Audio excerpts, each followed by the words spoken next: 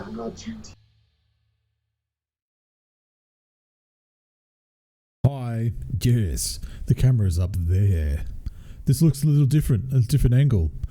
That is because I now have a big ass 32-inch 4K screen. So, yeah, I've had to raise the tripod that this webcam is on a little bit, rearrange this room, a whole deal. I'm expecting a new desk any day now. I don't know why it's taking so long. It's click and collect at Officeworks, for God's sakes. If I don't hear from that this week, I'm definitely going to ask some questions about where is my desk? Where is my desk? Yeah, so that's new and exciting. I've joined the 4K era again. It's going to take a little wee sip. Coffee to get through tonight. What a day it's been. Yeah, I've been looking at new parts for my computer build. Ordered a Ryzen 5 3200, whatever it is, thing. Yeah, cool. That's great. It's one part. Several other parts to come. I don't like to build a PC all at once. I like to be real careful about the parts that I'm buying. Keep it within budget. You got room to move, and it's tax time. So, I've kind of got my tax return coming, so I might use some of it, to maybe finish the thing. But I've got the monitor sorted, a desk, this new CPU. All I need is I've got a couple of drives that are still good. Just need a new tower and the RAM, of course, and a motherboard. Then I'm done. Then I can set it up and get all sweet, and it'll be heaps more reliable than this old 7-year-old computer. So got my 27-inch over there for work for now, and my 32-inch here for me to use. Yeah, so today, man, a few interesting things have happened. Bit of a slow, dead week. There's a lot of stuff happening, but there's just stuff that I don't want to talk about because it's just crap or just garbage news. There's just a lot of garbage news going on out there in the game industry and entertainment industry and comic book industry. Everybody's bad, okay? Everybody has done bad things. Nobody is honest and clean and righteous. Actually, correction, everybody's righteous. But let's not get into that. What I want to get off my chest straight away is a game called Sea of Thieves. Let's bring it up here. Now, there's an update coming. That's it made me yeah at first, and then immediately went, oh, god damn it. So, Sea of Thieves in my history of this thing. I got a review code from Xbox back when this launched, or just before when it launched or whatever. And I actually quite really enjoyed it. And that was because there was no one on there to grief me. So I was able to play the game at my own pace without getting shafted by people that have nothing better to do than ruin my day. So this game has a fervent fan base. It's solid numbers, playing constantly. Has its own massive online community, or massive, I'll say, community. And it's well loved. And I was one of those people. And this game is one of those games that I want to love it, but it just won't let me for a number of reasons. Where there are a lot of online-only games, which this is, that let you play how you want to play in several different game modes. And that's been my major gripe, is that I have to be lumped in with everybody else. Like, I don't have the luxury of spending 2 or 3 hours on a game just to drop and lose all of my progress because someone wants to ruin my day. And yes, I'm fully aware of how contradictory that is when you're playing a game about pirates. It's what they do, right? You pillage other people and, steal their stuff and sink their ships. Yeah, cool. That's great and all, but there is an adventure aspect to this game and just exploring of this game that's fun. Sailing around, treasure hunts, the maps, fighting the megalodon, which I've done it once or twice and died both. I've never defeated a kraken. There's lots of stuff to do in this game that's fun, and the trade routes and the mystic quests and stuff that you can do. I really liked all that kind of stuff. And the combat's simple but fun and accessible. And it's a game that you can just kind of just lose your time in. Not really doing much of anything. You can just jump in there and do a couple of gold quests, dig up some chests and, escape the island and cash it in and you're done. And just sailing around is fun and just relaxing, and it's a beautiful game. And those are the aspects of this game that I liked. So here we are, just a roundabout way to lead up to this. The update on Sea of Thieves custom servers. So immediately you might think, nice, custom servers. You can just play on your own or have your own private party and not have any griefers come in and destroy your whole progression. Well, yes and no. Just straight up here, the key features here. You can set up a custom server. Yep, cool. Customization of ship numbers and types prior to starting. Yeah, so you can sort all that out before you jump on. But here's the no gold or reputation progression from custom server sessions. So that's a bit of a downer. So basically you can play the game, but you won't get any of the benefits that you would in the normal servers. It's like you can't have your cake and eat it too. Clearly, that's what they want. Like, I understand they don't want to divide the player base. I get it. Like, they have a singular vision of what this game is, and they want everybody to have that same experience. I get it, but I don't want to do that. Right? I don't want to do that. And there's lots of people out there that have the same attitude towards this game, where we really want to love this game, but you won't let us. We want to be able to play it the way we want to. We want to just play it with our friends or by ourselves, without having some 13-year-old kid who's got nothing better to do than steal my shit when I'm not on my ship. And that's not my idea of fun. And this game's just not for you, Chunt. Then why don't you just play something else? I fucking hate that argument. Like, no, this game, like, yeah, you can have your vision, but they have a PvP mode, a strict PvP mode, arena, whatever it's called. Why can't you cater for the other side of the fence? Clearly, you have the ability to do that. You've got a server that you can go onto that's just all about arena combat and just screwing each other over and, doing your raids and that kind of stuff. Just grief to your heart's content. Or you could play the main game, which is a mixture of both. And you can't have the other side of it. You can't just have your own experience. I don't agree with that. I really don't. And that's my biggest problem with this game and why I'm not playing it. And I want to. It just sounds so entitled, Chunt. Just go play something else. Fuck off. Fuck off. They do mention down here the key purpose of custom servers is to allow creative players the opportunity to use our sandbox to create unique experiences for their communities. So basically streamers and content creation people. They are not intended to be used as a PvE server. Why? Hence the removal of ability to earn gold and rep. This is a really dumb move. Really dumb. Like, yeah, it's cool that they're doing it, but just go the whole way. Like, just hinder the experience as far as if you create a game or a character or progression on this custom server, it can't translate over into the live server. If that makes sense. So, like, you can't put it back onto the real game world. I'm okay with that. If my game experience got locked on my own custom server, like if I started a brand new character from scratch, getting rid of my original character, but I wasn't going to get griefed by people and I could invite my friends in without any dramas, I'm okay with that. My progression can stay on that server for all I care. That sounds like a great alternative to me, and then you get the people like me back into your game and your numbers will go up. And you've got, I'm pretty sure there's some cosmetic microtransactions in this game and like pets and shit. I might be more inclined to spend some of that, as much as I hate that shit.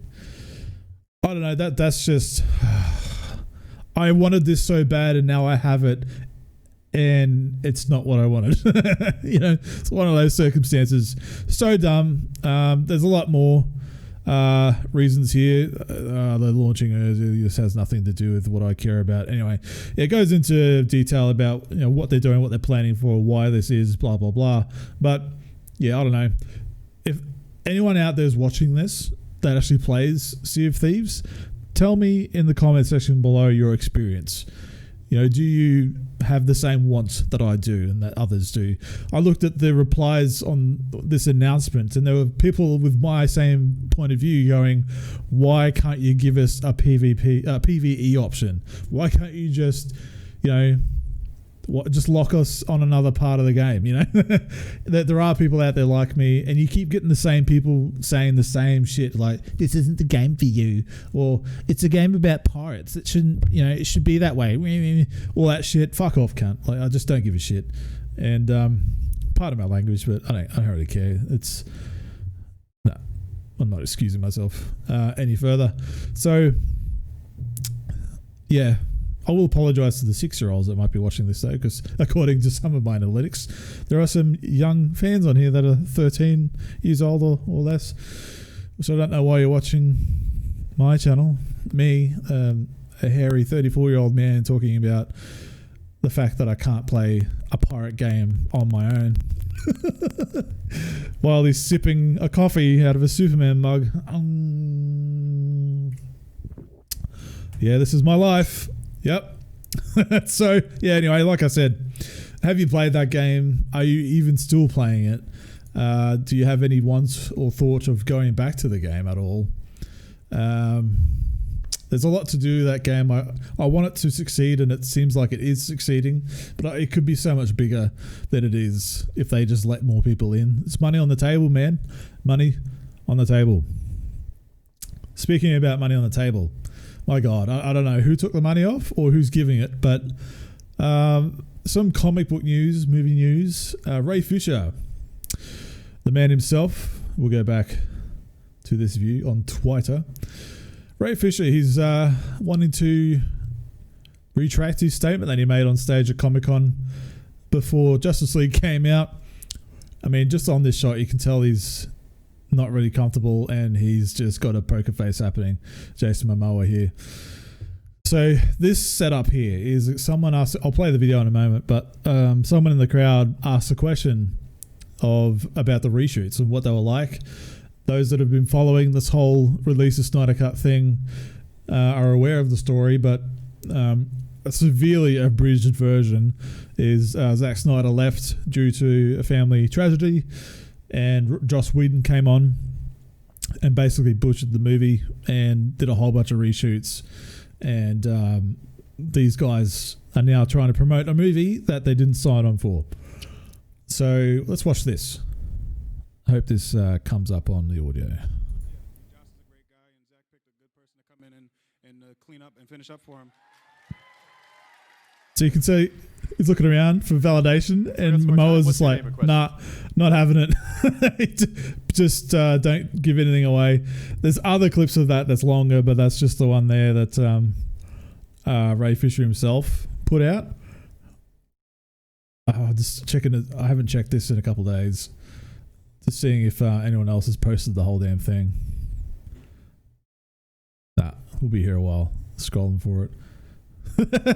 But yeah, anyway, so this is momentous for a number of reasons. So when initially they announced Justice League and got the cast out all on stage with Zack Snyder and all that kind of stuff, they're all hyper excited. They're there for the movie, rah rah. Ray Fisher comes out on stage and he rips open his shirt and he's got this I Love ZS shirt on, which is Zack Snyder. Oh, hang on. Oh, Sin Spaces is streaming. Thanks for the notification, Sin Spaces. I'm busy. So yeah, he goes on stage and he's repping Zack Snyder, rah rah. And then he walks out on stage again with this, and someone asks him about the reshoots, and he's like, oh yeah, it's brief if anything, just making it up on the spot. All the other actors just are poker faced because they know they don't want to answer that. And yeah, I mean, Joss is a great guy, and Zach picked a good person to come in and clean up and finish up for him.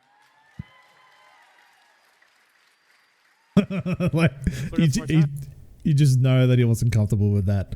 None of them were. Anyway, so now that we're getting the movie, there's the Snyder Cut of Justice League. He's totally turned around in support of Zack Snyder, and so have all the other actors as well. So he's just come out. He's like, yeah, I'd like to retract this completely. And today, he's put a fire under everything again by saying Joss Whedon's on-set treatment of the cast and crew of Justice League was gross, abusive, unprofessional, and completely unacceptable. He was enabled in many ways by Jeff Johns and John Berg. Accountability is larger than entertainment. Oh, that coffee. Oh, excuse me. Yeah, this is quite huge. Some people are saying this is near on career suicide. And yeah, it's a bit risky. I mean, maybe on his eyes, he's like, I've got not much to lose anyway. But the climate that we're in at the moment, where everybody's outing each other and everybody's cancelling each other, and far out. So, yeah, I mean, there's a lot of people out here in support of him, which is good. And I mean, obviously, they're all fans. I mean, this is quite huge for Ray Fisher because he was all about this movie, and he's all about Cyborg, and he's all about Zack Snyder, you know. And all the interviews that I've seen him in, he's like just a stand-up guy. Jeff Johns is a whole nother bag of God, I almost said something else. A whole other story, I'll just say, which I just don't have time to get into on why his name has been mentioned here. But the main reason is that he's the reason for the breakdown of these DC films, basically. Because there was a period of time where he was...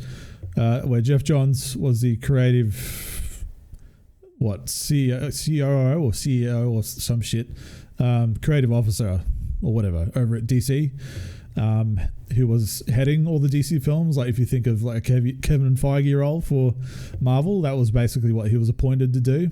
And John Berg was another producer as well. So basically he was the main reason all of this fell apart. And he saw an opportunity to get Joss Whedon in to take over from Zack Snyder and try and realign this movie to the way he wanted it to be. Because he never liked the Zack Snyder angle, whereas it seems to be common knowledge with those in the cliques and the sources and the circles and whatnot that Jim Lee, who was... Well, he's now the publisher of DC Comics, was really, really liking what Zack Snyder was building and all the movies, and he was in support and in his ball. The ball was, he was in the court for Zack, whatever, however you want to say that. Anyway, and he was on the board of people that sat in on the Zack Snyder thing to get it approved. So he's all for it, right? Anyway, Jeff Johns is out of the picture, and now all this shit is going on. And now we're getting Hollywood Reporter talking about it. This is pretty huge. I mean, Ray Fisher, not many people know who he is. And he hasn't really done too much. He's a stage actor, really. That's where he came from.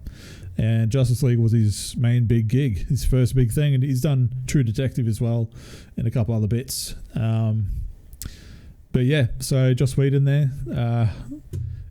Just, wow, that's a whole nother thing as well. I don't know if anyone's been keeping track of what Joss Whedon's been doing with himself after this whole thing.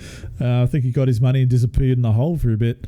But he's had all kinds of stuff come out about just being a real sleaze and cheating on his wife and, you know, pretending to be a feminist but taking advantage of people on the Buffy sets and, you know, all that kind of stuff back in the day.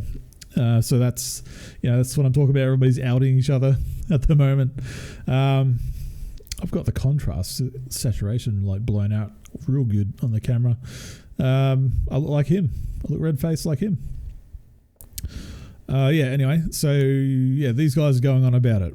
Basically, let's cover him.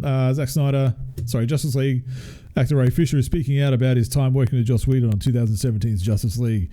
Whedon took over as director from DC Warner Brothers film to oversee post-production reshoots after director Zack Snyder stepped down in May 2017 to grieve a family tragedy. just touched on that. On Monday, Fisher shared a video of himself praising Whedon at Comic-Con 2017, where he noted Joss is a great guy and picked a good person to come in and finish up for him, which was a lie. He didn't want to say that at all. And as we just looked at, I'd just like to take a moment to forcefully retract every bit of this statement. That's pretty badass, man. It's always interesting when you see someone who thinks that they don't have anything to lose, and they just put it all out there. On Wednesday, Fisher expounded on his thoughts about working with Whedon. Whedon's on-set treatment of the cast and crew of Justice League was gross, abusive, unprofessional, and completely unacceptable. Blah, blah, blah. He was enabled in many ways by Jeff Johns and John Berg. Ray Fisher, who played the hero Cyborg in the film, has been sharing detail of his time in Justice League over the past few weeks, following Snyder revealing that he'd be bringing out the Snyder Cut to HBO Max. I don't praise Chris Terrio and Zack Snyder for simply putting me in Justice League, Ray Fisher writes on June 6th. I praise them for empowering me, a black man with no film credits to his name. That's huge to go from no film credits to Justice League. And, Batman vs Superman before that. Massive, man. So you can see why he's all about it. With a seat at the creative table and an input on the framing of the Stones, the family name. Vic Stone is his character. Before there was even a script. So that's cool. So he was allowed to put his own input in it before they started, which is what a massive opportunity. So it makes sense why he's all about it. Anyway, so he goes on. Justice League underwhelmed at the box office, earning $658 million globally. That's a huge number, but it costs a lot of money to make. Over the years, there's been speculation over what changed between Snyder's vision and the final product Whedon oversaw. It is believed the storyline featuring Fisher's Victor Stone, Cyborg, and his father, Silas Stone, Joe Morton, was among the storylines that were dramatically cut back. Whedon did not immediately respond for requests for comment, and he still hasn't on this, and I don't imagine that he will anytime soon. So Ray Fisher's entire arc in Justice League was removed, and most of it was reshot. So I think in his mind, he feels some kind of he wants justice, pardon the pun, for what happened to his big time moment, and it was taken away from him. I think that's totally justifiable. Whatever happens to his career after this, the climate is different at the moment. Maybe he can get away with it. But everybody behind the scenes seems to share similar sentiments. There's other people that have come out after he posted that saying, yeah, I've heard the same thing, or yeah, I've been a part of that, rah, rah. So he's not alone. But his problem is going to be if no one else comes in to bat with him. If he's just out there on his own, like what happens? Because we've already got I think this is the article where the producer that he named, John Berg. I'd have to find it again. Anyway, there was an article that came out about the producer who he named John Berg. Came out. He's like, this is not good. This is not a good look. You didn't even want to say Cyborg's catchphrase, booyah. You had to, you weren't happy about doing that. Which, yeah, that's fine. That's the moment in the movie where he said booyah was right after they just beat the villain, and he spent half the movie at the start hating what he's become, like this robot, like forced human into cyborg type alien creature, and he didn't know what he was. He wasn't sure if he was happy with it, and he wanted answers. And how can you go from that character to the end of just being like laughing on the ground saying, I can't even feel my toes, booyah, that's just dumb. Like that, and that's if that's his only retort back, it's a pretty weak one. So I'm interested to see what happens after this. This is a bit different than the John Boyega thing, where he was out there, protesting and stuff. Like that was a bit different, massively different, because he was actually out there in the field with people, And this is just some people would say this is just a Twitter rant. Some say unfounded, some say career suicide. I don't agree with that at all. These people are known to be quite slime bags and stuff, and I think he'll be fine. If anything, this gets his name out there, and as someone who wants justice and wants the career aspect to be taken seriously, and as an actor you want your art to be taken seriously, and it was taken away from him. I think there's enough there to kind of be like, all right, he's got a leg to stand on. But we'll see if other actors come forward and stand with him rather than just the fans rally behind you. I think he's truthful here. I think he's honest about this, just in interviews and the way he talks to fans and all that stuff. He's really on the level. I don't think he's got anything to hide. So I'm there for him. We'll see what happens. But that's kind of as drastic and political as I'm going to get on this, because I just don't want to bog myself down in too much shit. But I just thought that was pretty damn cool. I didn't expect that to come out. I'm a little nervous though, because this is coming up to next year where the Zack Snyder's Justice League comes out. I'm just a bit worried, if it does create some kind of backlash for it. But whatever. He's obviously getting paid for, the new movie, because everybody has to get paid again. They would have had to agree. It's just free money. So I'm sure he's just like, whatever, this gives me another year off. I don't know how much money he'll get from it, but it could be enough to, set yourself free of work for another year until it all blows away. Who knows? But some game console news, something that I thought was actually pretty neat that I didn't see too many people talking about. And that's this Summer Game Fest thing that Xbox is doing. So the Xbox Wire, which is the main news website for Xbox News, Tuesday, July the 21st. What's the date today?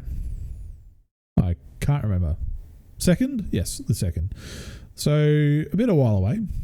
I think in between these two dates, we're going to get the first party. Oh, goodness. We're going to get the first party reveal that they were talking about for months. God damn it.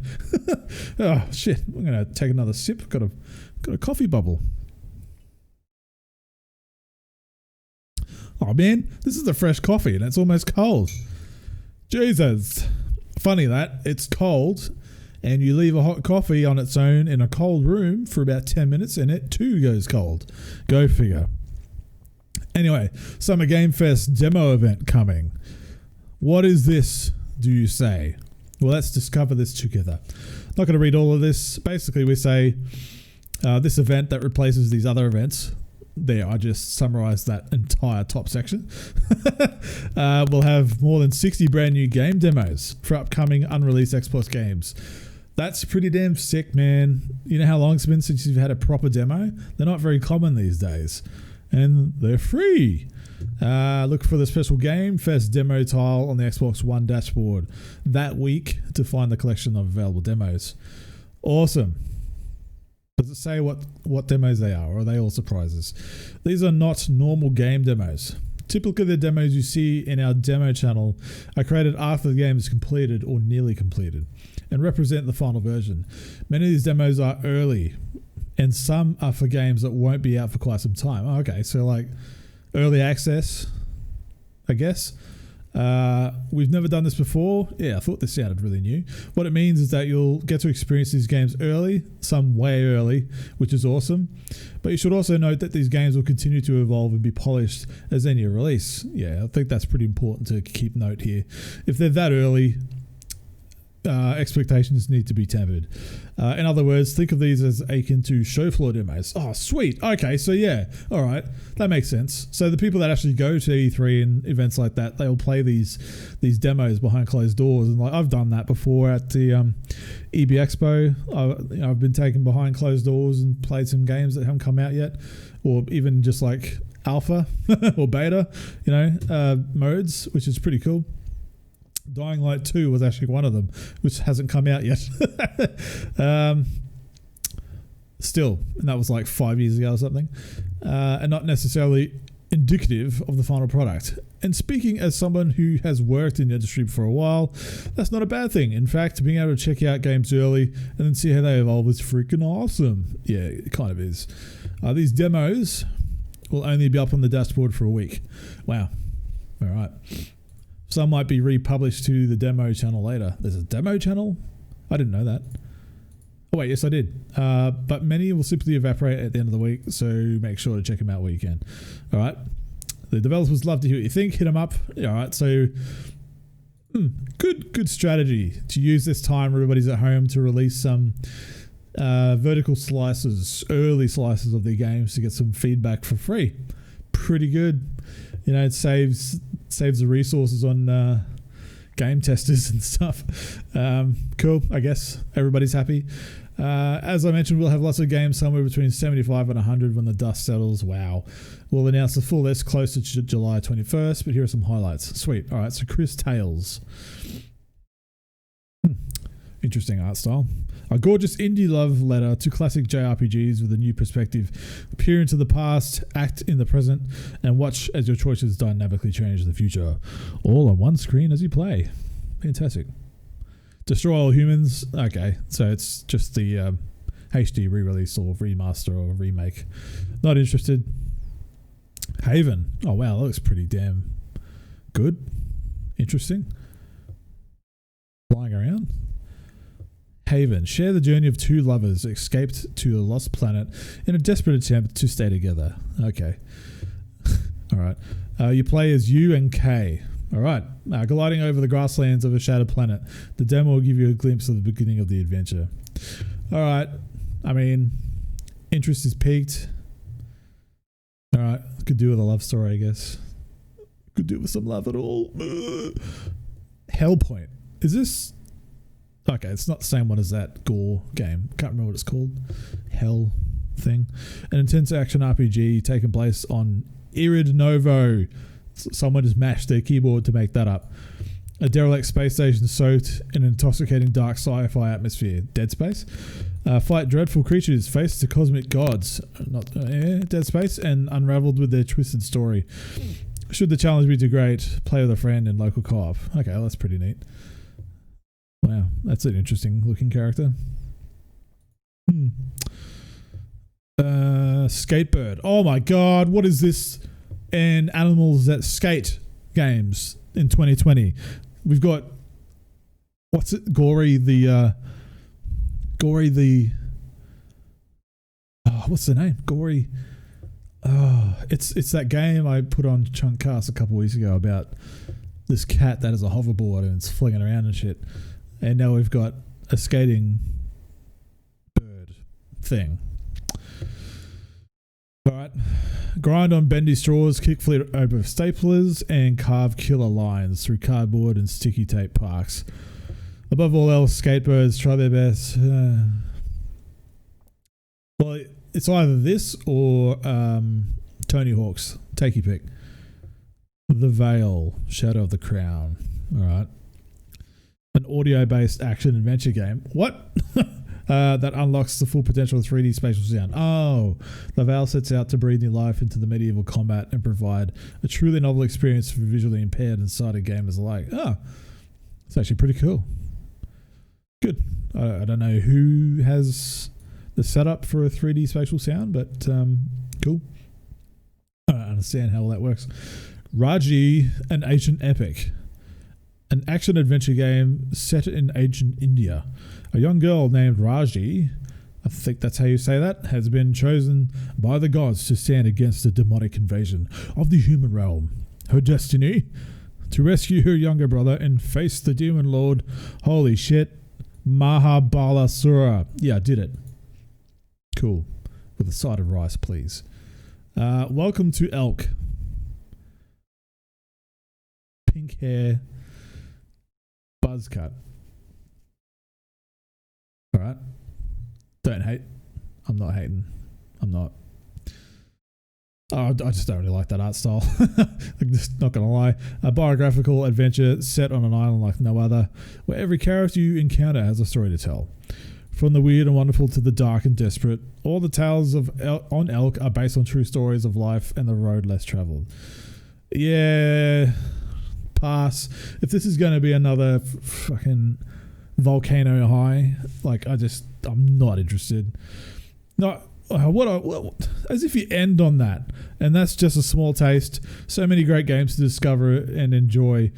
I know I'll be diving into a bunch of new games that week. Blah blah blah blah. Do this, go here, blah blah blah. Right. As if you end the article on that. Who wrote this? Who wrote this? Glenn Gregory, Senior Product Marketing Manager. Glenn, what are you doing? I would have ended on I know that or that if you wanted something fluffy to end on, but not that. I'm not hyped for that at all. But Chunt, again, that game's not for you. Not every game has to be for you. Get over it. Yeah, right. Fuck off. So staying on the Xbox bandwagon, which is clearly I don't do that at all. We've got another bit of Xbox news here. I've been asking the question for a couple of weeks now. When the hell is this Series X July first party games showcase coming out? And the news is today, apparently there's a date being thrown around that a lot of people are saying are confirmed, is July 23, which is a couple of days after that demo showcase. And I mean, that looks like they've got a lot happening in that week, as we just saw in that article was saying. So if that's true, they need to announce the date for it, because I really have to put my annual leave in. I want to take the day off and just sit there on my recliner on my 100-inch screen, or I might even watch it here on my 32-inch 4K screen right here. Interesting. Sport for choice, Chunt is. Yeah, so this is the main thing I want to talk about. The rest of it is basically we don't know what's happening, but we think this game and this game's going to be there, and we're pretty sure Phil Spencer's going to be there. So the only bit of news here is that they think that it's on that date, and that's what I wanted to talk about. The rest of this article is irrelevant. It really is. There's nothing confirmed in here except that Xbox Series X exists. Phil Spencer is a real human. Halo Infinite and Forza Horizon are games that are developed by studios. Yep. You heard it here first on GameSpot. So, yeah. All right. That's that done. Yeah, I've gone a bit longer this time, haven't I? Because I had a rant about Sea of Thieves and we looked at all those demos. But that's fine. This is my CHUNTCAST. I can do whatever the hell I want. It's going to put it back to me, and you can watch me as I have a sip of my cold coffee.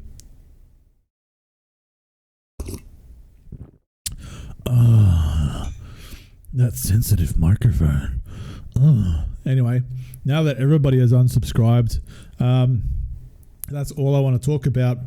And maybe my next week's one, there will be more news other than a date that's not set in stone. And maybe someone else is cranky, and I might have my desk.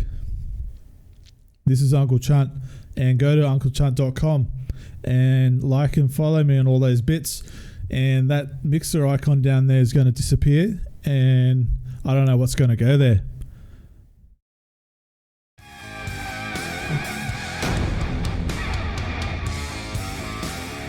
Oh yes, Uncle Chunty.